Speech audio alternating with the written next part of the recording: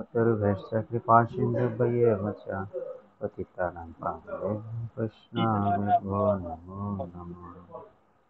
जय श्री कृष्ण चैतन्य प्रभु नित्यानंद श्री अद्वैत गदाधर श्रीवासदि गौर हरे कृष्ण कृष्ण कृष्ण हरे हरे हरे राम राम राम हरे हरे। हरे कृष्ण। श्री कृष्ण भक्त मंडলী সকলের চরণে দণ্ডবত প্রণতি। আজকের আমাদের 27 নং ক্লাস। গতদিন আমাদের ক্লাস হয়েছিল 7-8 নম্বর শ্লোক। আজকে দ্বিতীয় অধ্যায় কত নম্বর শ্লোক কেউ কি বলতে পারবেন? 9 নম্বর। 9 নম্বর শ্লোক।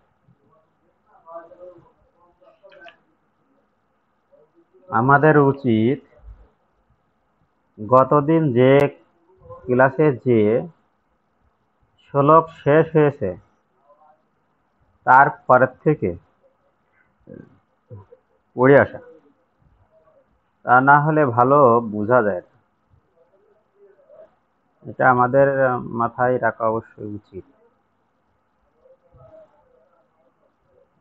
এখন আপনারা কি করেছেন তা আমি জানি না।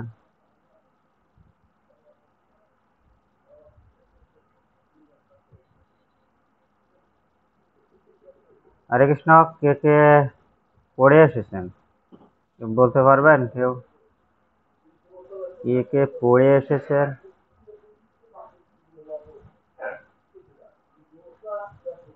কেউ কি পড়েছেন? হরে কৃষ্ণ।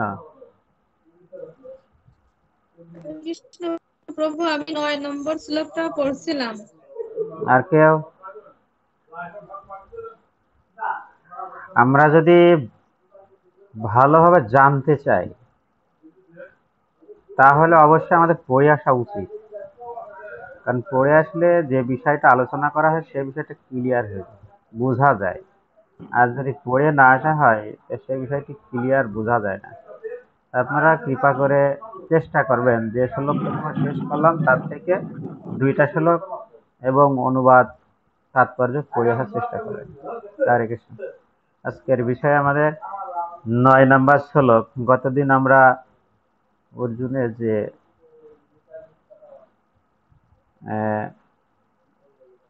ইন্দ্রিয়গুলো শুকিয়ে দিচ্ছিল তার শোকের কারণে দূর করার কোনো উপায় খুঁজে পাচ্ছিল না। এমনকি তাকে যদি স্বর্গের দেবতাদের মতো আধিপত্য দেয়া হয় তাও তার এই শোক নিবারণ হচ্ছিল না।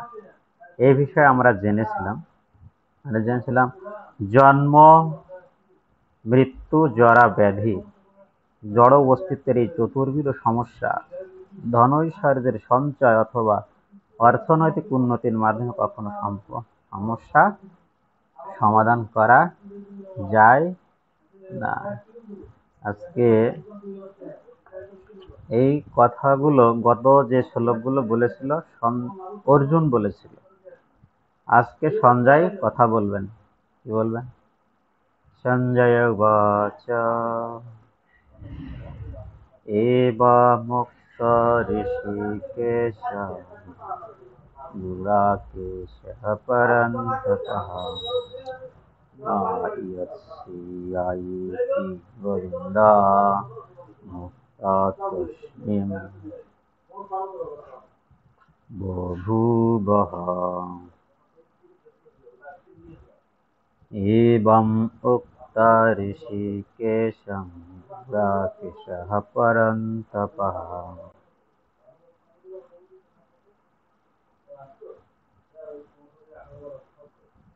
न यस्यासि इति गोविन्दा उक्ता तस्मिन् बभूवः।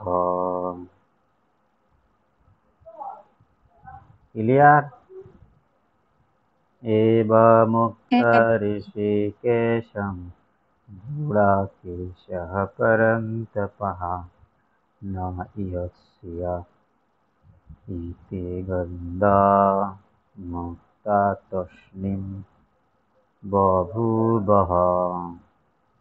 क्लियर? হ্যাঁ প্রভু ক্লিয়ার। কৃষ্ণ। ক্লিয়ার? হরে কৃষ্ণ প্রভু প্রণাম, আর একবার বলেন। एवम् एवम् उक्त ऋषिकेशं गुडाकेशः परन्तपः न यस्य इति गोविन्दा मुक्त तूष्णीं बभूवः।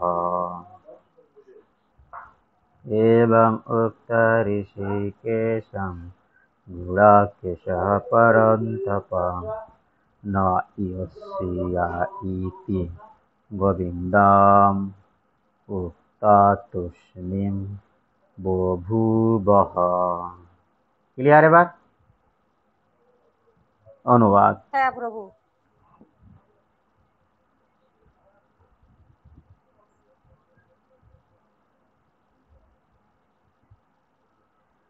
সঞ্জয় বললেন, হরে কৃষ্ণ, এভাবে মনোভাব ব্যক্ত করে গুড়াকেশ ও পরন্তপ অর্জুন তখন ঋষিকেশকে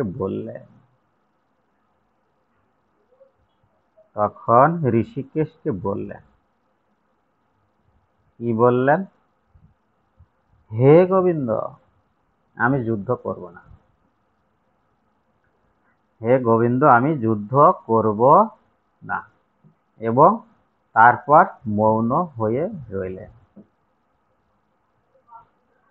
যখন কোনো ব্যক্তি অত্যন্ত শোকাতুর হয়, তখন সে ব্যক্তি একটাই কথা থাকে, হ্যাঁ বোধক, না হয় না বোধক।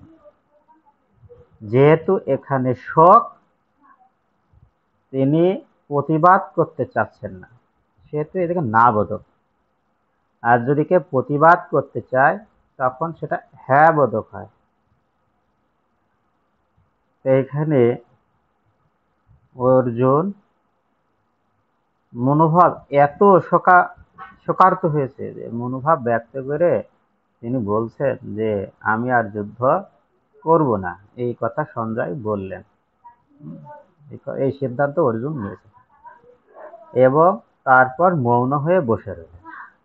সঞ্জয় এ কথা ব্যক্ত করে। কিন্তু এখানে সঞ্জয় গুড়াকেশ এবং পরন্তপ অর্জুনের নামের আগে সম্বোধন করেছেন পরন্তপ। আর তখন ঋষিকেশ, ভগবান শ্রীকৃষ্ণকে আবার ঋষিকেশ বলে সম্বোধন করেছেন। তো এইখানে আমরা শ্লোকের প্রথম লাইনে ঋষিকেশ, গুড়াকেশ আর পরন্তপ আন্ডারলাইন করব, আর দ্বিতীয় লাইনে গোবিন্দ মুক্তা আন্ডারলাইন করব। ঋষিকেশম গুড়াকেশ পরন্তপ, এই তিনটা শব্দ প্রথম লাইনে, দ্বিতীয় লাইনে গোবিন্দ মুক্তা আমরা আন্ডারলাইন করব।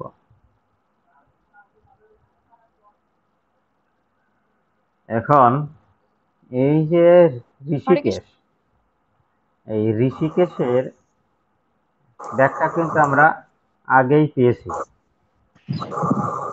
যিনি ইন্দ্রিয়কে নিয়ন্ত্রণ করেন, তিনি হচ্ছেন আমাদের সকল ইন্দ্রিয়কে নিয়ন্ত্রণ করেন, ঋষিকেশ। আর গুড়াকেশ হচ্ছে অর্জুনের নাম। আর গুড়াক শব্দের অর্থ আমরা প্রথম অধ্যায়তে পেয়েছি, যে নিদ্রাকে জয় করেছে। নিদ্রা অর্থাৎ অজ্ঞানতা, যিনি জয় করেছে তিনি আছে গুড়াকেশ। পরন্তপ, যিনি শত্রু দমনকারী। অর্জুন শত্রুদের দমন করার জন্য প্রতিজ্ঞাবদ্ধ ছিলেন। তাই এখানে অর্জুনের নামের আগে পরন্তপ, অর্জুনকে পরন্তপ বলে সে সম্বোধন করেছে সঞ্জয়। সঞ্জয় অত্যন্ত মানে বুদ্ধিমান এবং জ্ঞানী এবং ভক্তি যুক্ত ছিলেন। তিনি বিভিন্ন সময়ে বিভিন্ন ভাবে ভগবানকে বিভিন্ন নামে ভূষিত করছেন, অর্জুনকে বিভিন্ন নামে ভূষিত করছেন। তাদের কর্ম এবং গুণ অনুযায়ী যে সময় যেটা বলা উচিত, তাই এখানে সেভাবে তিনি সম্বোধন করেছেন। অর্জুন তখন ঋষিকেশকে বললেন, হ্যাঁ, সঞ্জয় বলছে, হে গোবিন্দ, আমি যুদ্ধ করব না। এবং তারপর তিনি মৌন হয়ে বসে রইলেন। যখন কোনো ব্যক্তি জাগতিক পরীক্ষা যেমন এসএসসি পরীক্ষা যদি কেউ খারাপ করে, তখন সে এরকম বলে শোকাতুর হয়ে, আমি আর কোনোদিন পরীক্ষা দেব না। এত ভালো পরীক্ষা দেওয়ার পরে যদি আমার পরীক্ষা খারাপ হলো, তা আমি আর কখনো পরীক্ষা দেব না। এই যে শোকাতুর না বোধক, আর কখনোই পরীক্ষা দেব না। এরকম হয় কিনা উত্তর দেবেন স্টুডেন্টরা আছেন এবং জীবনে কখনো কেউ পরীক্ষা দেবে। আমি বল, প্রভু এখন তো সবাই এর জন্য সুইসাইড পর্যন্ত করতেছে। সুসাইড পর্যন্ত করছে। এইরকম অর্জুন শোকাতুর হয়ে বলছে, হে গোবিন্দ, আমি পরীক্ষা এই যুদ্ধ আর করব না।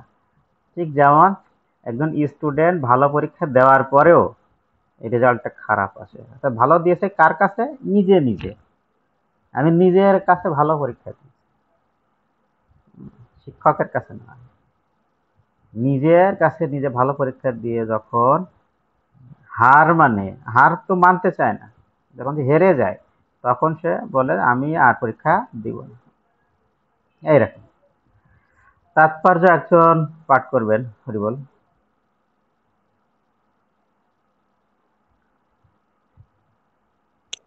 হরে কৃষ্ণ প্রভু, পাঠ করবো? একটু লাইনে ফেসে আসুন, সবাই একটু ফেসে আসলে ভালো হয়।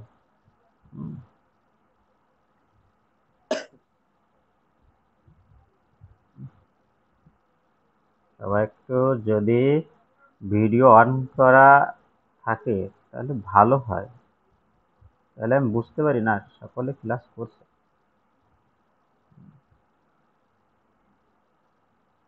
হরিবল বলে শুরু করেন।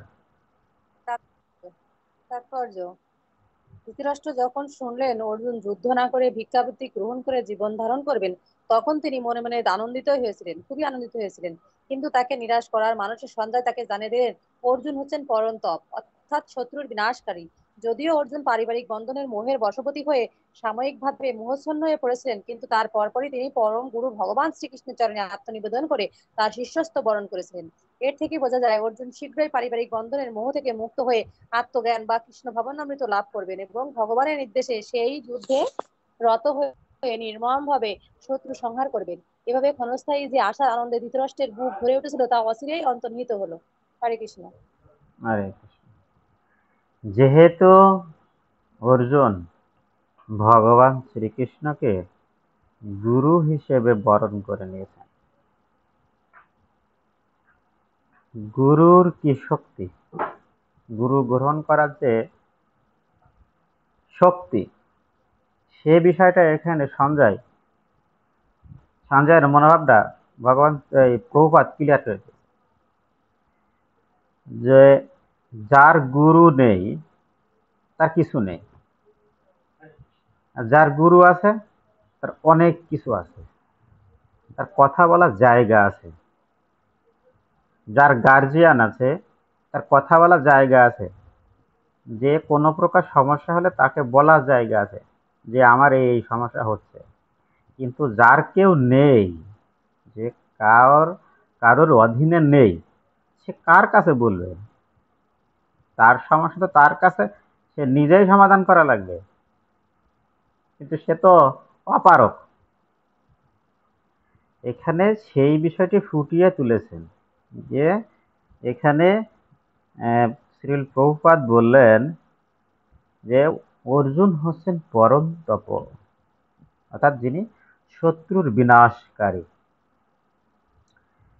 আর আরো বললেন যে সঞ্জয় তাকে পুনরায় নিরাশ করেছিলেন, যদিও অর্জুন পারিবারিক বন্ধনে বশবর্তী হয়ে সাময়িকভাবে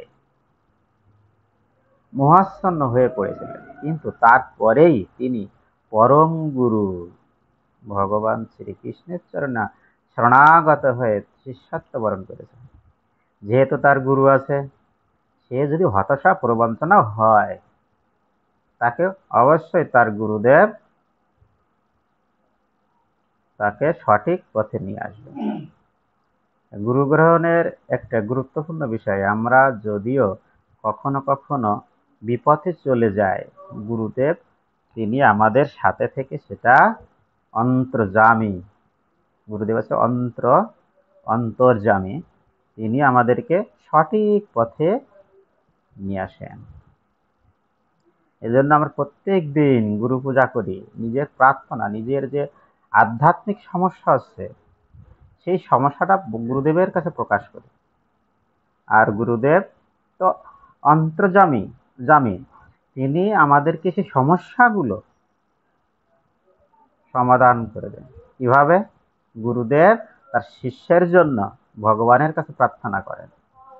জয় পতাকা স্বামী গুরু মহারাজ দেখবেন জয় পতাকা স্বামী বাংলা পেজে তার শিষ্যদের জন্য তিনি ভগবানের কাছে প্রার্থনা করেন, তিনি সেটা প্রকাশ করেন। গুরু দেব ভগবানের কাছে তিনি প্রার্থনা করেন শিষ্যদের জন্য।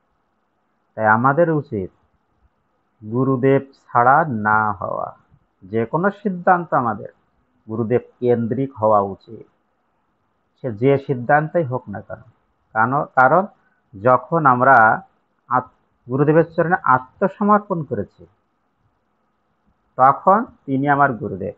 তখন থেকে আমার যে কোনো সিদ্ধান্ত গুরুদেব কেন্দ্রিক হতে হবে, শাস্ত্র সম্মত হতে হবে, না হলে আমি তো গুরুদেবের অধীনে থাকলাম না। এটা হচ্ছে মূল বিষয়। এটা আমরা আন্ডারলাইন করতে পারি। যদিও অর্জুন পারিবারিক বন্ধনের বশবর্তী হয়ে সাময়িকভাবে মোহাচ্ছন্ন হয়ে পড়েছিলেন, কিন্তু তারপরে তিনি পরম গুরু ভগবান শ্রীকৃষ্ণের চরণে শরণাগত এ শিষ্যত্ব বরণ করেছিলেন। এটি অর্থ হলো এই যে অর্জুন শীঘ্রই পারিবারিক বন্ধনের মোহ থেকে উদ্বুদ্ধ, শোক মুক্ত হয়ে যথার্থ আত্মজ্ঞান বা কৃষ্ণ ভাবনামৃত লাভ করবেন।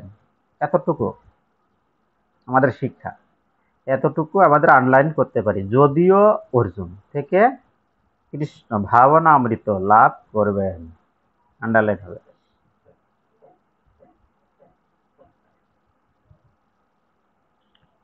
এটাই হচ্ছে গুরু শিষ্যের সংযোগ। আর এই সংযোগটা আমরা সেবার মাধ্যমে গুরুদেবের সাথে স্থাপন করতে পারি। আমরা যেহেতু আশ্রিত, সেহেতু গুরুদেব আমাদেরকে গ্রহণ করেছেন। আর গ্রহণ করেছেন কি না এটা আমরা বুঝবো কিভাবে? আমি গুরুদেবকে গ্রহণ করেছি, গুরুদেব আমাকে গ্রহণ করেছেন কি না সেটা আমাদের সেবা। গুরুদেবের দেওয়া যে প্রতিজ্ঞা আমরা করেছি, আশ্রিত হওয়ার সময় যে প্রতিজ্ঞাগুলো করেছি, ষোলমালা জপ করব, প্রত্যেকটাই ঠিক দিয়েছেন, সবকটাই হ্যাঁ দিয়েছে, একটাও কিন্তু না দেননি। গ্রন্থ পাঠ করবেন, কি কি গ্রন্থ লিখেছেন? গীতা লিখেছেন, সুন্দর করে পাঠ করবেন, প্রভুপাদের গ্রন্থগুলো পাঠ করবেন, করেছেন।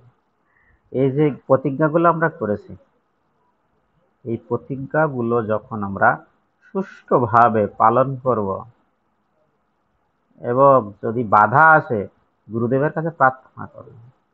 এই যে এখন বাধা আসে, যে প্রার্থনা যখন আমরা করছি গুরুদেবের কাছে, তখন আমি মনে করব হ্যাঁ, আমি বাধা আসলে আমি গুরুদেবকে স্মরণ করছি, তার মানে আমি গুরুদেব আমাকে গ্রহণ করেছে। আর যদি বাধা আসলে গুরুদেবকে স্মরণ না আসে, অন্য কাউকে স্মরণ আসে, তাহলে মনে করতে যে এখনো আমার আশ্রিত সম্পূর্ণ হয়নি। বিপদে পড়লেই গুরুদেবের কথা স্মরণ আসে, গুরুদেবকে স্মরণ আসে, তখন মনে হতে গুরুদেবকে আমি গ্রহণ করেছি, আর গুরুদেবও আমাকে গ্রহণ করেছে। আর গুরুদেবকে যদি স্মরণ না আসে, অন্য কিছু আসে, তাহলে গুরুদেব থেকে আমি সরে গিয়েছি, আমার প্রতিজ্ঞা দৃঢ় হয়নি। বিষয়টি ক্লিয়ার? 10 নম্বর শ্লোক আমরা পাঠ করব। তমো তমো বাচা ঋষিকেশঃ প্রহসন ইব ভারত।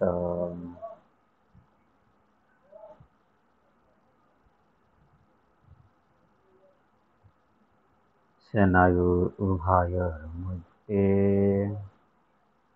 বিষিদন্তাম ইদম বচঃ। তমো বাচা ঋষিকেশঃ প্রহসন ইব ভারত। সেনায়োরুভয়োর মধ্যে বিষিদন্তম ইদম বচঃ। ক্লিয়ার? তম উবাচ হ্যাঁ প্রভু। ঋষিকেশঃ প্রহসন ইব ভারতঃ। সেনয়োরুভয়োর মধ্যে বিষিদন্তম ইদম বচঃ। ক্লিয়ার? হ্যাঁ প্রভু। হ্যাঁ প্রভু ক্লিয়ার। আমরা অনুবাদ খেয়াল করবেন। হে ভারত, সেই সময় ঈষৎ হেসে শ্রীকৃষ্ণ উভয় পক্ষের সৈন্যদের মাঝখানে বিষাদগ্রস্ত অর্জুনকে এই কথাগুলো বললেন। কি বললেন পরে? যখন সঞ্জয় বলছেন যে অর্জুন যুদ্ধ করবে না, ধৃতরাষ্ট্রকে যখন বলছে অর্জুন যুদ্ধ করবে না, সে ভিক্ষাবৃত্তি ধারণ করবে, ধৃতরাষ্ট্র অত্যন্ত আনন্দিত হলো, এবার তো আমি জিতে গেলাম। ঠিক পরবর্তীতে সঞ্জয় ধৃতরাষ্ট্রকে জানিয়ে দিচ্ছেন যে হে ভারত, সেই সময়, ঠিক সেই সময় যখনই অর্জুন বলল হে গোবিন্দ আমি যুদ্ধ করব না, ঠিক তৎক্ষণাৎ শ্রীকৃষ্ণ ঈষৎ হেসে, ঈষৎ হেসাটা কেমন পরে বলছে, উভয় পক্ষের হরে সৈন্যদের কৃষ্ণ। মাঝখানে বিষাদগ্রস্ত হরে অর্জুনকে কিছু কথা বলেন। বলেন, শোনা যাচ্ছে না? প্রভু, এই যে ভরত বংশীয় ধৃতরাষ্ট্র বলেছে কেন? কোন জায়গায়? হে ভারত, এই যে ভরত এই বংশীয় ধৃতরাষ্ট্র। হ্যাঁ বলছি, হে ভারত, সেই সময় ঈষৎ হেসে, এই ভারত ধৃতরাষ্ট্রকে বলেছেন। হে ভারত, সেই সময়, তো মানে ও ধৃতরাষ্ট্র, তাই জন্য বল। এখানে ধৃতরাষ্ট্রকে ভারত বলে সম্বোধন করেছেন।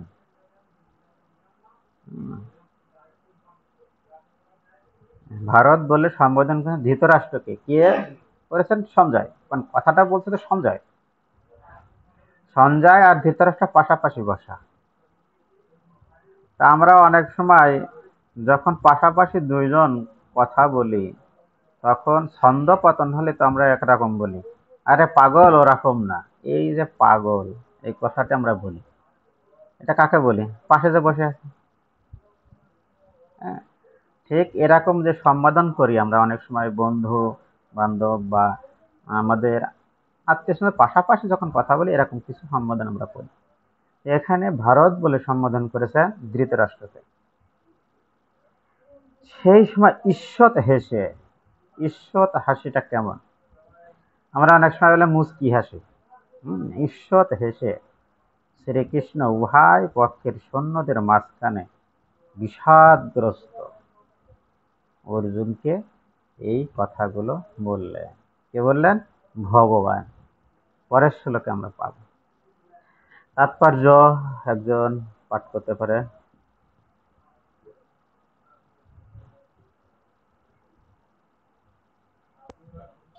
হরে কৃষ্ণ প্রভু। দুই পড়েন। অন্তরঙ্গ বন্ধু ঋষিকেশ ও গুড়াকেশের মধ্যে কথোপকথন হচ্ছিল। বন্ধু হিসাবে তারা দুইজনেই ছিলেন সমপর্যায়ভুক্ত, কিন্তু তাদের মধ্যে একজন স্বেচ্ছাকৃতভাবে অপরের শিষ্যত্ব বরণ করলেন। শ্রীকৃষ্ণ হাসছিলেন, কারণ একজন বন্ধু একজন শিষ্য হতে মনস্থ করেছিলেন। পরমেশ্বর হওয়ার ফলে সকলের প্রভুরূপে তিনি সবসময় পরম নিয়স্ততা, কিন্তু তা সত্ত্বেও তিনি তার ভক্তের বাসনা অনুযায়ী তাদের বন্ধু, পুত্র বা প্রেমিক হতে সম্মত হন। কিন্তু তার ভক্ত যখন তাকে গুরুরূপে বরণ করলেন, তিনি তৎক্ষণাৎ গুরুর ভূমিকা অবলম্বন পূর্বক গুরুবর্গ গাম্ভীর্য সহকারে উপদেশ প্রদান করলেন। এখানে আমরা দেখতে পাই গুরু ও শিষ্যর মধ্যে কথোপকথন হয়েছিল প্রকাশ্যভাবে যুদ্ধক্ষেত্রে দুই সেনাবাহিনীর মাঝখানে, যার ফলে এই কথা শ্রবণ করে সকলেই লাভবান হতে পেরেছিল। সুতরাং ভগবদ গীতার বাণী সমাজ অথবা সম্প্রদায়ের জন্য নয়, এই বাণী সকলের জন্য, এবং শত্রু মিত্র নির্বিশেষে সকলেই তা শ্রবণ করার জন্য সমানভাবে অধিকারী। হরে কৃষ্ণ। হরে কৃষ্ণ। দুই অন্তরঙ্গ বন্ধু ঋষিকেশ আর একজন গুড়াকেশ। গুড়াকেশ হচ্ছে অর্জুন, ঋষিকেশ হচ্ছে ভগবান শ্রীকৃষ্ণ, যিনি ইন্দ্রিয়গুলোর পরিচালক,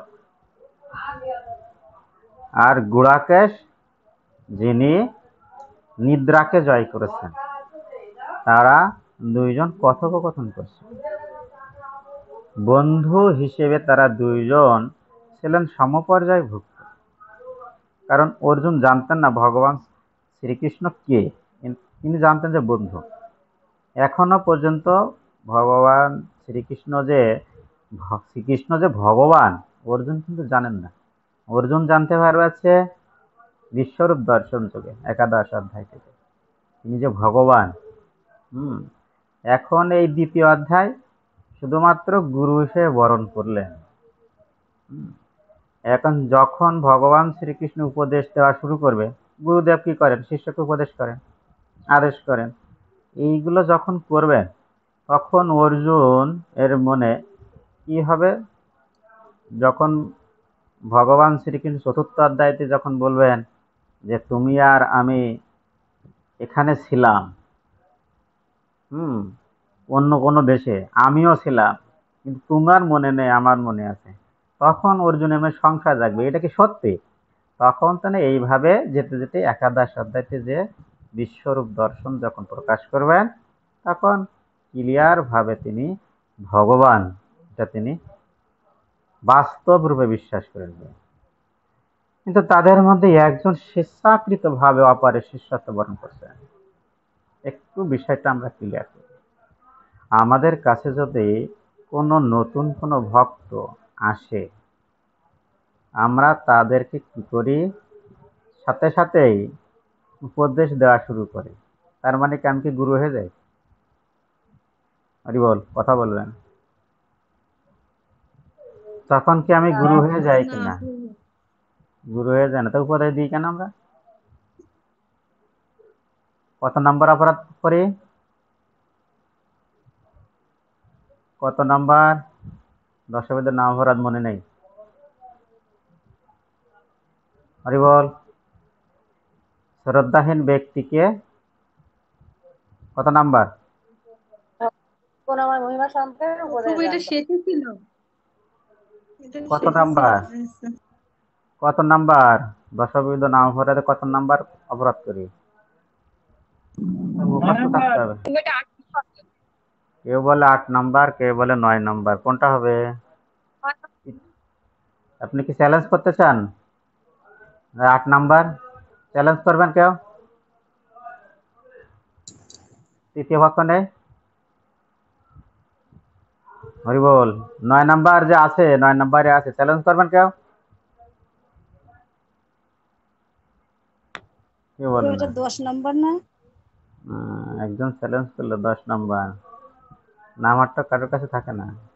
9 নম্বর, চ্যালেঞ্জে ফেল, আপনার 2 পয়েন্ট কাটা, 2 মার্ক কাটা গেল। এই যে পরীক্ষা দিচ্ছেন না, পরীক্ষা থেকে 2 নাম্বার কাটা গেল, মাইনাস নাম্বার গেল 2 নাম্বার। যে 8 নাম্বার বলেছেন তারও 2 নাম্বার, 9 নাম্বার। আর যিনি 9 নাম্বার বলেছেন তার 2 নাম্বার যোগ হলো। আমি 9 নাম্বার বলেছি প্রভু। হ্যাঁ, তাহলে আপনার 2 নাম্বার যোগ হলো। আর যিনি 8 নাম্বার আছেন তার 2 নাম্বার কাটা, যিনি 10 নাম্বার বলেছেন তারও 2 নাম্বার কাটা। Minus, negative mark. শ্রীকৃষ্ণ হাসছিলেন, 9 নম্বর হবে। কারণ অর্জুন যা বলছে, বন্ধুকে যদি গুরু এসে বরণ করে নেয় তখন এটা হাসি লাগারই বিষয়।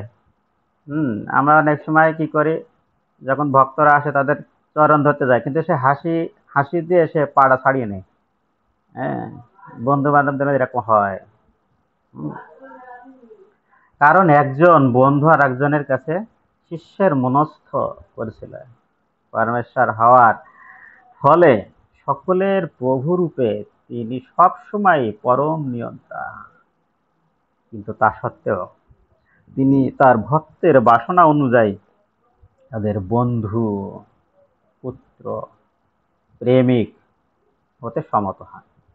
প্রশ্ন সেই জায়গায়, আমরা যে ভগবানের সাথে সম্পর্ক স্থাপন করি, সেই সম্পর্ক কি পরিবর্তন হয় কিনা?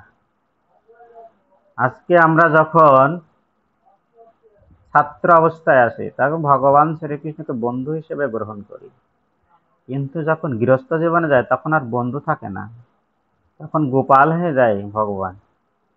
হ্যাঁ, আর যখন প্রৌঢ় বয়সে চলে যায়, হ্যাঁ, তখন নাবিক হয়ে যায়।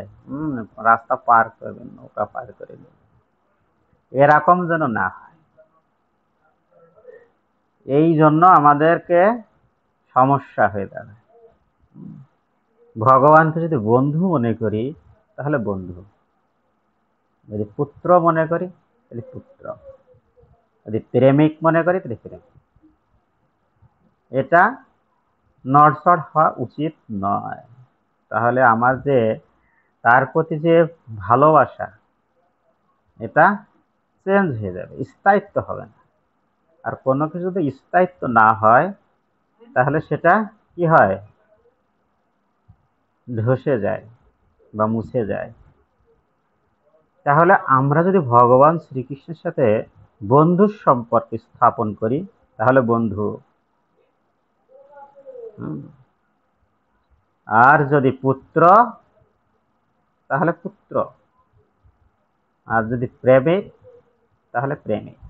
গোপীরা ভগবান শ্রীকৃষ্ণকে প্রেমিক হিসেবে গ্রহণ করেছিলেন। ভগবানকে তারা সাথে পেয়েছিলেন গোপী থাকা অবস্থায়। যারা পুত্র, মা যশোদা পুত্র রূপে তাকে গ্রহণ করতে চেয়েছিলেন। তাই মা যশোদা 3 বার 3 জনম পুত্র হিসেবে পেয়েছিলেন। বন্ধু অর্জুন আর সখা সখা হিসেবে পেয়েছিলেন। আর দাস হিসেবে হনুমান পেয়েছিলেন। বিষয়টি আমাদের অত্যন্ত গুরুত্বপূর্ণ। আমরা গীতা পড়ি, গীতায় কিন্তু এগুলো যা পড়ছি, আমরা যেগুলো রিডিং পড়ছি এগুলো কিন্তু এতে আছে, আমরা এগুলো পড়েছি। কিন্তু যেগুলো বলা হচ্ছে বন্ধু, পুত্র, দাস্য, এগুলো নেই। এই জন্য আমাদের ক্লাস করা হচ্ছে, এই জন্য আমরা ক্লাস করছি। এইগুলো আপনারা নোট করতে পারেন। কিন্তু তার ভক্ত যখন তাকে গুরু রূপে বরণ করলেন, তিনি তৎক্ষণাৎ গুরুর ভূমিকা অবলম্বন পূর্বক গুরুবাদ গাম্ভীর্য সহকারে উপদেশ প্রদান করলেন। ভগবান শ্রীকৃষ্ণ বন্ধুকে উপদেশ প্রদান করছেন। এখানে আমরা দেখতে পাই গুরু ও শিষ্যের মধ্যে কথোপকথন হচ্ছিল প্রকাশ্যভাবে যুদ্ধক্ষেত্রে, 2 সেনাবাহিনীর মাঝখানে, যার ফলে সেই কথা শ্রবণ করে সকলে লাভবান হতে পেরেছিল। যতক্ষণ না পর্যন্ত আমার কাছে কেউ জিজ্ঞাসা না করছে যে প্রভু এই জিনিসটা কি, বা মাতাজি এই জিনিসটা কি, কিভাবে করতে হয়, এই যে নমনীয় ব্যবহার যতক্ষণ না কিন্তু তার ভিতরে না দেখা যাচ্ছে, ততক্ষণ পর্যন্ত তাকে আমি শাস্ত্রের কোনো কথা বলা অধিকার নেই। আর যখনই আমি বলতে যাব তখন 9 নম্বর অপরাধ হবে। আমার কাছে যখন সে জিজ্ঞাসা করবে, এবং জিজ্ঞাসা করার প্রবণতা এরকম থাকতে হবে, তিনি জানেন তারপরেও জিজ্ঞাসা করেন, হয়তো আমাকে পরীক্ষা করছে, এরকম নয়। তিনি আসলে হৃদয় থেকে তিনি জানতে চাচ্ছেন, আগ্রহ প্রকাশ করছেন, তখন তাকে বলা উচিত। না হলে 9 নম্বর অপরাধ হয়ে যাবে। হরে কৃষ্ণ। আর সেই যখনই তিনি প্রকাশ করবেন জানার ইচ্ছা, তখন যে বলবে আর যে শুনবে উভয়ের লাভবান হবে। যিনি বলবেন তিনি প্রচার করলেন, আর যিনি জানলেন তার উপকৃত হলো, তিনি নতুন কিছু জানলেন, তার ভুলটা শুধরে গেল। এইভাবে ভগবান শ্রীকৃষ্ণ এবার বলবেন, কি বলবেন? শ্রী ভগবান উবাচ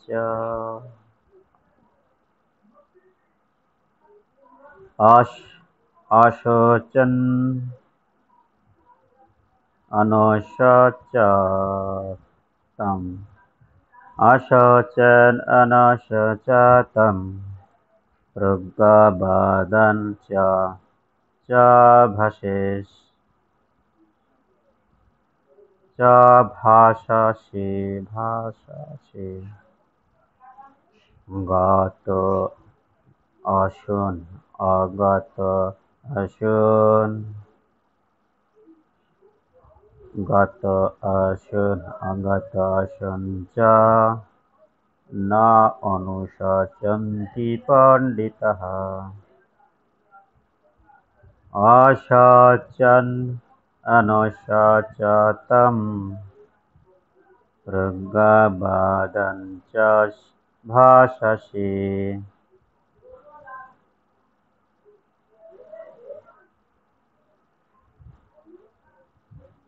গত অশুন অগত অশুন চ না অনুশোচন্তি পণ্ডিতঃ অশোচন অনুশোচন্তম প্রজ্ঞাবাদং চ ভাষসে গত অশুন অগত অশুন চ না অশুচন্তি পণ্ডিতঃ। ক্লিয়ার? প্রভু এ মেলা কঠিন ক্লিয়ার হবে না, আপনি মা অনুবাদ করেন। অশোচন হ্যাঁ প্রভু, হইছে clear। অনুশোচতম প্রজ্ঞাবাদং চ ভাষসে গত অশুন অগত অশুন চ না অনুশোচন্তি পণ্ডিতঃ। হরি বল। 7 নম্বর শ্লোক কি সবার মুখস্থ হয়েছে? দ্বিতীয় অধ্যায় 7 হ্যাঁ নম্বর শ্লোক প্রভু। মুখস্থ প্রভু হয়েছে? মুখস্থ আছে। হ্যাঁ প্রভু। হ্যাঁ প্রভু। সকলে ভয়েস দিয়ে দেবেন চোখ বন্ধ করে। এরকম আমার সামনে এরকম যেরকম আমি আছি, এরকম চোখ বন্ধ করে শ্লোকটা বলবেন, অনুবাদ, তারপরে অনুবাদ বলবেন, বলে আমাকে ভিডিওটা পাঠিয়ে দেবেন। হরি বল। হ্যাঁ প্রভু। হ্যাঁ, সবাইকে মুখস্থ করা লাগবে, উচিত আমাদের। এরকম ভিডিও কলে এসে চোখ বন্ধ থাকবে, বন্ধ করে বলবেন, শ্লোকটা বলবেন, অনুবাদ বলবেন, বলে শেষ হয়ে যাবে, ভিডিওটা কেটে দিয়ে সেটা পাঠিয়ে দেবেন। ক্লিয়ার? হ্যাঁ প্রভু। এতে কি হ্যাঁ হবে, প্রভু, ক্লিয়ার। আপনারা যদি কখনো ভক্তি শাস্ত্রের ক্লাস করেন তখন মনে করবেন যে আমাকে তো মনে হয় এটা করা আছে। হরিবল। অনুবাদ। পরমেশ্বর ভগবান বললেন, অর্জুনকে বলছেন, তুমি প্রজ্ঞার মতো কথা বলছো, অথচ যে বিষয়ে শোক করা উচিত নয় সে বিষয়ে শোক করছে। যারা যথার্থই পণ্ডিত তারা কখনো জীবিত অথবা মৃত কারোর জন্যই শোক করেন না। ভগবান শ্রীকৃষ্ণ এই গীতা জ্ঞান শুরু করলেন 11 নম্বর শ্লোক থেকে। দ্বিতীয় অধ্যায় 11 নম্বর শ্লোক থেকে ভগবান শ্রীকৃষ্ণ গীতা জ্ঞান শুরু করলেন। প্রথমেই তিনি বললেন, হে অর্জুন, তুমি সুন্দর সুন্দর কথা বলেছো, কেন তুমি যুদ্ধ করবে না? সবগুলো যুক্তিসঙ্গত এবং পণ্ডিতরা যেমন কথা বলে ঠিক তেমনই কথা বলছো, কিন্তু একটা বিবেচনা করার বিষয়। কি বিষয়? যে বিষয়ে শোক করা উচিত নয় তুমি সেই বিষয়ে শোক করছো। কি বিষয়? যারা পণ্ডিত তারা জীবিত অথবা মৃত, এই দুই বিষয়ে কোনো বিষয়ে তিনি শোক করেন।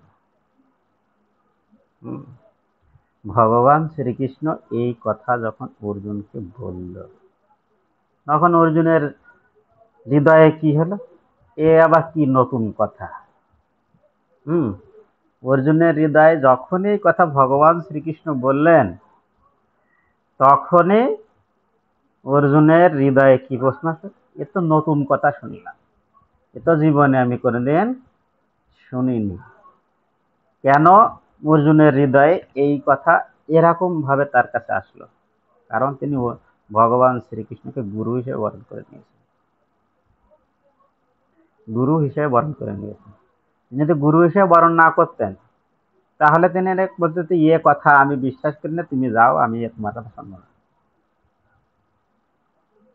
বিষয়টা ক্লিয়ার?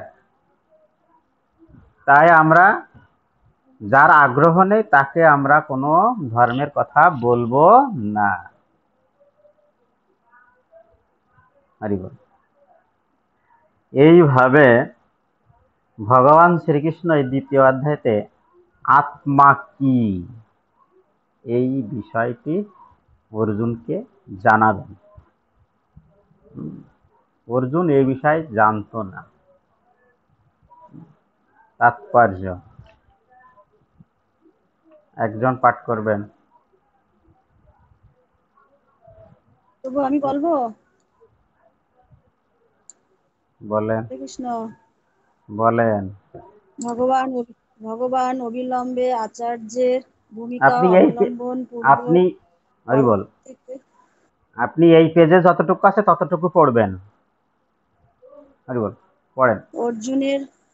অর্জুনকে মহামূর্খ বলে শাসন করলেন। ভগবান বললেন, তুমি প্রজ্ঞের মতন কথা বলছো, কিন্তু তুমি জানো না যে প্রকৃতি জ্ঞানী, যিনি জানেন দেহ কি ও আত্মা কি, এ কোনো অবস্থাতেই জীবিত অথবা মৃত দেহের জন্য শোক করেন না। পরবর্তী অধ্যায়গুলিতে ব্যাখ্যা করা হয়েছে, প্রকৃত জ্ঞান হচ্ছে সেই জ্ঞান যা জড় দেহ ও চেতন আত্মার মধ্যে পার্থক্য নিরূপণ করে এবং উভয়ের পরম নিয়ন্তা ভগবানের সম্বন্ধে অবগত করে। হরিবল। অর্জুন যুক্তি এই পর্যন্ত দেখিয়েছিলেন যে থামেন, এই পর্যন্ত বলছেন যে ভগবান অবিলম্বে আচার্যের ভূমিকা পালন করেছেন। আচার্য মানে কি? কে বলতে পারবেন? আচার্য প্রথম অধ্যায় 3 নম্বর শ্লোকে আমরা আচার্যের যিনি সংজ্ঞা পেয়েছি।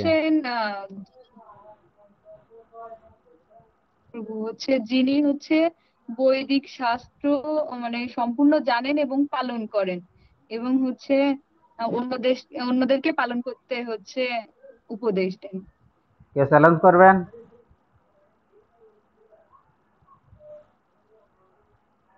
কথা বলে না কেন? কেউ চ্যালেঞ্জ করবেন? শ্রাবণী দত্ত। না প্রভু। প্রভু চ্যালেঞ্জ করতে গেলেই তো ভুল হইলে আবার মার্ক কাটা যাচ্ছে। শ্রাবণী দত্ত।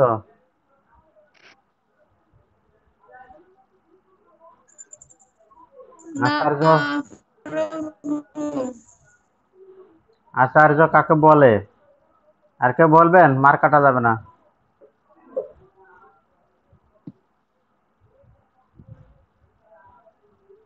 হরি বল। গুরুদেবকে বলে না আচার্য? গুরুদেবকে আচার্য বলেন। আর কেউ? দীপা মাতাজি বলবেন? হরে কৃষ্ণ প্রভু, আর্য জানি কিন্তু আচার্য জানি না। আমরা প্রথম অধ্যায় 3 নম্বর শ্লোকে আচার্য, এই এই উত্তরটা আমরা পেয়েছি, নোট করেছি অনেকেই, এবং প্রথম অধ্যায়টি পেয়েছি। আচার্য হচ্ছে তিনি যিনি শাস্ত্র অনুযায়ী নিজের জীবনকে চালনা করেন, যিনি হচ্ছে গুরুদেব, তিনি হচ্ছে আচার্য। প্রভু এখানে তো গুরুদ্রোণের কথাই তো বলছে, আচার্য আপনার পাণ্ডবপুত্র মানে দুর্যোধন বুঝাচ্ছে না এরকম করে। এই আচার্য বলতে এখানে গুরুকে বোঝানো হয়েছে।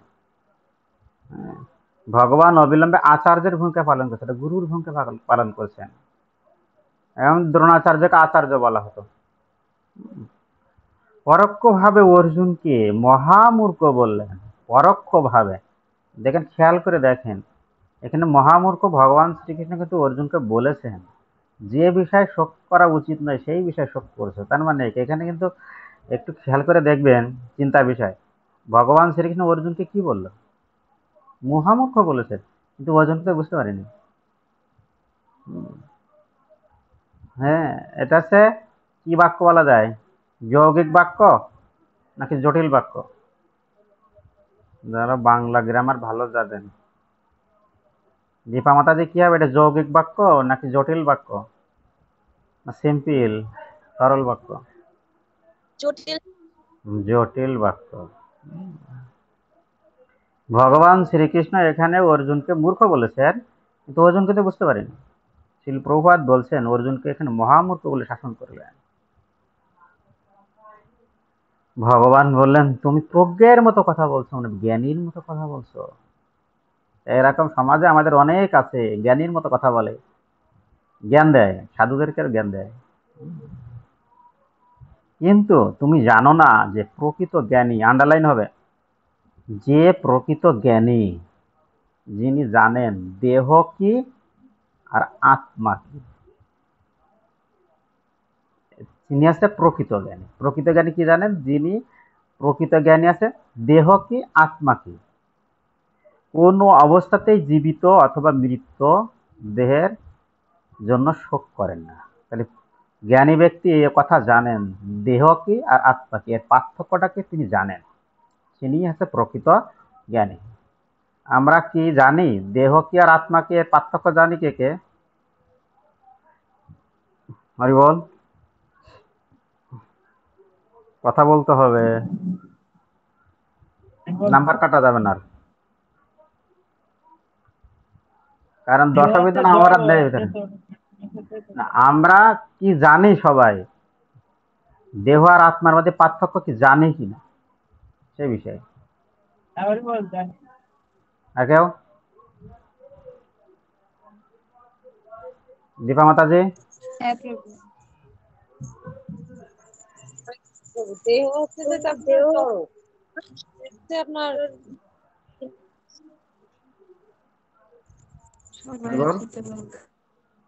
দেহ